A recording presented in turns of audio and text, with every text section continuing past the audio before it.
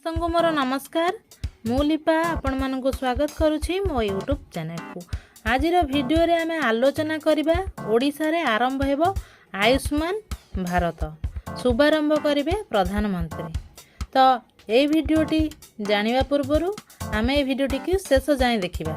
तो आसंतु ए वीडियोटी रे जानिबा केमिति शुभारंभ करिवे प्रधानमंत्री। तो आज ओडिसा रे आरंभ हेबो आयुष्मान भारत योजना वीडियो कॉन्फ्रेंसिंग माध्यम रे शुभारंभ करिवे प्रधानमंत्री नरेंद्र मोदी। ए नै सूचना देइछंती स्वास्थ्य मंत्री मुकेश महालिंग। निकट रे सरकार 70 वर्ष रु अधिक वयस्क व्यक्ति आयुष्मान भारत रे शामिल करछंती। तो पूर्वरु स्वास्थ्य मंत्री कहिथिले कि ओडिसा रे आयुष्मान भारत योजना खूब शीघ्र लागू हेबाकू जाउची।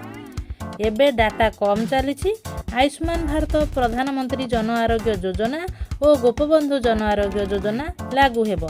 निर्दिष्ट भाव में 1 कोटी परिवार प्राय 3 कोटी 50 लाख लोकंकु स्वास्थ्य कार्ड मिलिबो। यह सारा भारत वर्ष में पाखापाखि 27,000 हॉस्पिटल अनुबंधित हेबो। लोक कैशलेस चिकित्सा सुविधा पाइबे। 70 वर्ष बयस ऊर्ध लोकंक मध्य एही स्वास्थ्य बीमा सुविधा मिलिबो। यह एक कॉमन कार्ड हेबो। पुराना स्वास्थ्य कार्ड रे केवल 950 हॉस्पिटल सह अनुबंधित थिला। सारा भारत वर्ष में चालू नथिला।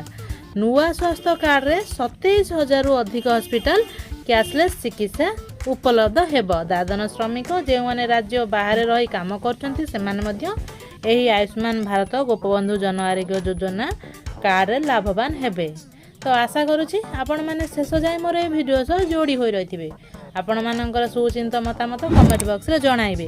जदि वीडियोटी भल लागिला तेबे लाइक करिवे, शेयर करिवे। जदि हम चैनल को नुआ करी विजिट करूछंती तेबे सब्सक्राइब करबा को भूलिबे नाही। समस्त को मो तरफरु हम चैनल तरफरु बहुत बहुत धन्यवाद।